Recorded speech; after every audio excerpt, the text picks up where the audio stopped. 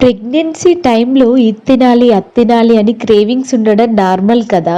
కానీ కొందరు నార్మల్ పీపుల్కి కూడా ఇలాంటి క్రేవింగ్స్ ఉంటాయి. ఏంటక్క అలా అంటావు, మేమెప్పుడు వినలేదు ఇది అంటారా?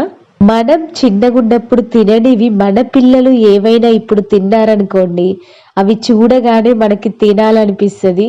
పిల్లలతో సహా మనం కూడా తినేస్తాము పిల్లల పేరు చెప్పుకొని. అది ఎక్కువ తినేది ఎవరంటే మమ్మీ మాత్రమే. పాపం డాడీస్ అసలు ఫ్రూట్సే సరిగా తినరు కొందరైతే. మా ఆయన బయట నుండి వస్తూ కొన్ని ఫ్రూట్స్ తెచ్చారు. అవి చూసి నా కొడుకు మమ్మీ కట్ చేసేవా అంటే కట్ చేశాను. కానీ నేను తినకుండా ఉంటానా? నేను తింటాను.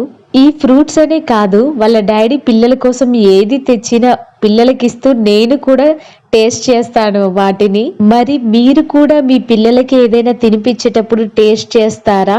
కమెంట్ చేయండి. వీడియో నచ్చితే సబ్స్క్రైబ్ చేసుకోండి.